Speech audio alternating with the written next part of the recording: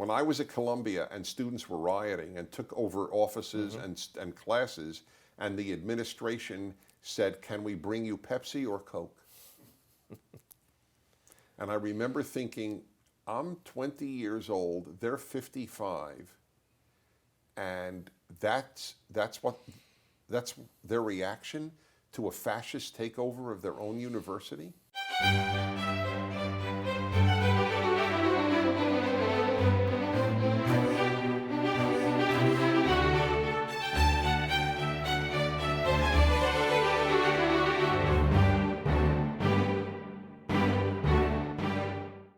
Dennis, in Still the Best Hope, you write of leftism as one of the three great competing faiths and religions or value systems in the world. So let's talk a little bit about that.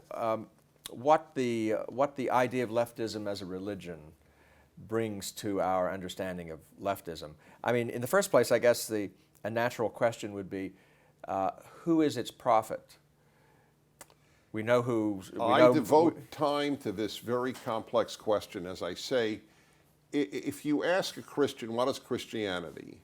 They can say, read the New Testament. If they're a Catholic, read the Church Fathers. If you're a Protestant, read the Bible. Have a great day. Right. But that's not true for the leftist. It might have been theoretically true at some time, read Marx and Engels, but it's not true any longer. No, but even the New York Times editors haven't read Marx and Engels. I would say read the New York Times editorial page for a year, and I'm very serious. I think that would tell you what leftism stands for. But there is no holy writ as such. And part of the problem, and this is huge, is that it is, and this is very rarely pointed out, leftism is feelings-based, much more than reason-based. There is a veneer of intellectuality, a very thick veneer, if you will, but it is overwhelmingly feelings-based. That's why compassion is such an operative word in leftism. We feel for the poor, we feel for the downtrodden, we feel for the underdog. I'll give you an example. Why are the Palestinians preferred to the Israelis on the left? Everything that the left proclaims is upheld far more in Israel. Separation of judiciary, freedom of the press, gay pride days, women's rights. None of that exists amongst Israel's enemies. None of it. So why do they prefer the Palestinians? It's emotional. They're the underdog. Not because they're right. They're the underdog. The downtrodden. That's all you need to hear is, the disenfranchised. It's a world of feelings, of pablum. That is why, you know how I learned this? And you don't learn this from textbooks on the left. You learn it from real life. One of the first times, I've been lecturing since I was 21 years old. And I gave a lecture at about 24, 25 at a synagogue in New Jersey. And because I grew up in New York, and I moved to California when I was 27. And a woman got up after my talk, and she said, "I'm offended by what you said." I don't remember what it was, and I remember thinking, because I'm a very open guy, and I may be wrong, but I don't have guile. And I thought, gee, what did I say that could have offended her? And so I looked at her and said, "What did I say that offended you?" And then she said what I said. I said, "So wait, so you disagree with what I said, but why are you offended?" I mean, I actually asked it honestly. Why would you be offended by something you differ with? And I didn't know the answer for years until I realized, of course, because it's all feelings-based. So if you differ with me, I am hurt. Now, you must have read a lot of Marx. Well, not a lot in of your Marx. educational and I'll tell you, career? I specialized in communist affairs, but reading a lot of Marx would have no furtherance of my knowledge of communist countries and their politics, which is what I studied. But I read some, of course. As a sophomore in college, I spent 9 weeks reading Karl Marx in a course about other things. I mean, but this was how important Marx was.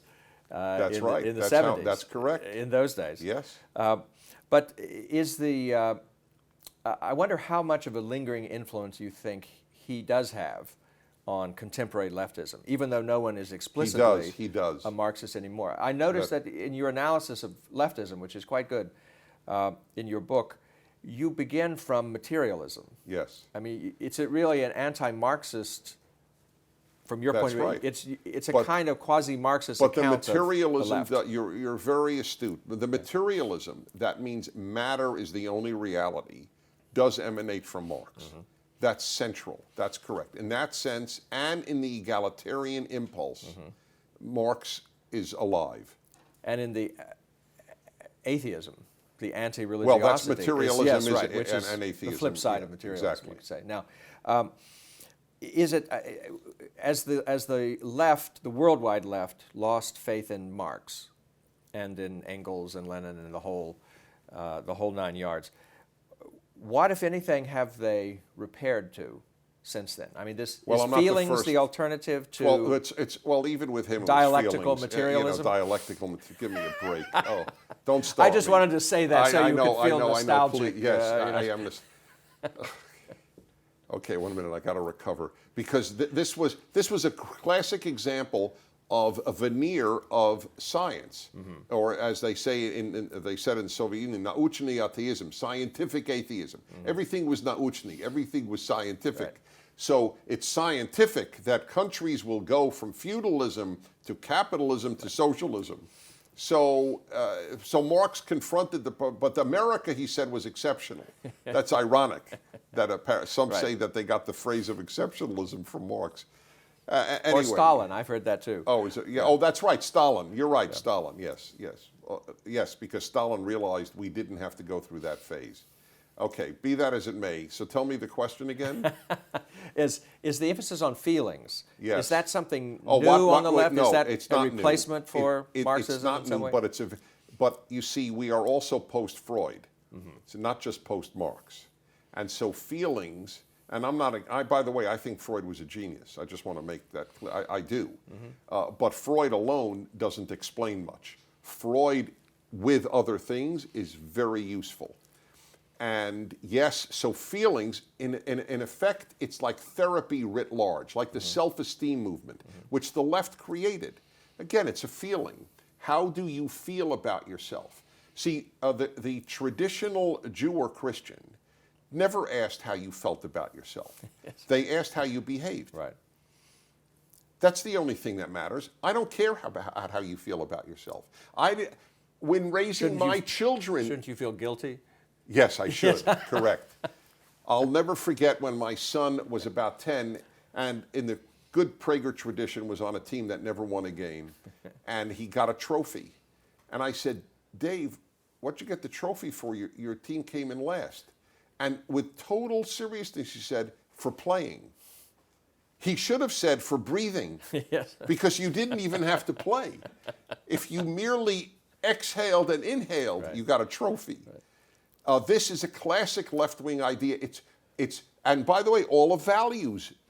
How do you feel about not returning a purse mm-hmm. to the girl who lost it in the class? That's values clarification that the left made up. How do you feel about right and wrong? And the one I've asked now since I'm 25, would you save your dog or a stranger first if both were drowning? That's one of the most important questions you can ask, because 2/3 of Americans today will not say that they will save the stranger. I love my dog, I don't love the stranger. Why would I save? I have 2 dogs. I love them more than strangers. But there's no question on earth I would save the stranger, right. because I have a religious value that human beings are created in God's image and animals are not. End of issue. So my feelings are of no importance. That's also an example of natural law, by the way. You know the difference between a dog and a human being. That's correct. And you mentioned that earlier. That's right. That's correct. Yes, yeah. That's right. But that's gone. Because it's all feelings. Now, you make a distinction which you don't perhaps elaborate on. So here's a chance to elaborate on it between liberal and leftist. Yes. And you were one, and there's something about the anti-communist liberalism that attracted you very much. But then it seems to have become a vanishing species. Yes, it did. It's sort of like the mainstream Protestant churches. They were beautiful and mainstream, but they weren't strong enough to withstand the onslaught of leftism. So you now have basically leftism with a cross in many churches, just as you have leftism with a Torah in many Jewish synagogues. And so that is the power of leftism to take over, in this case, liberalism as well. And so liberal, which was a beautiful word, which wanted lower taxes, which wanted more liberty from government, which wanted a strong and robust American defense, is now all taken over by conservatism. Liberalism the word has been usurped by the left, but the values have actually been imbibed by the right. So was Franklin Roosevelt in No, Europe? he was a leftist. A leftist, but not in foreign policy. He spoke frequently about defending Christian civilization. No person on the left would talk that way now. That's right. And but domestically, he was a leftist. And the famous D-Day prayer, yes, which he uttered, which is a big thing and probably not politically correct these days. What about LBJ? LBJ was still the liberal with the left. He was domestically left-wing, and internationally he was liberal. I would say that LBJ and the Vietnam War did to liberalism what World War I did to nationalism in Europe. Right. So is JFK the best example of the liberal tradition that you approve of? Yeah. Lower taxes, robust foreign policy, inaugural address, we will pay any price to spread liberty. You don't have that today. America, come home. George McGovern, America, come home. And by the way, you have the libertarian right, which is identical to the left on foreign policy. And what's the transition point between good liberals and bad leftists in American politics? Is that the 60s? Or I think it is the 60s. The new left took over liberalism. I remember when I can't date it, but I can tell you the event that made me realize it was over. When I was at Columbia and students were rioting and took over offices and classes, and the administration said, "Can we bring you Pepsi or Coke?" And I remember thinking, I'm 20 years old, they're 55, and that's their reaction to a fascist takeover of their own university. And from then to today, if I know that you are a college administrator, I assume you are morally weak unless proven otherwise. Right, when liberals wouldn't defend liberalism on campus, That's free correct. Speech. That's exactly right. You knew it was over. That's right. That's right.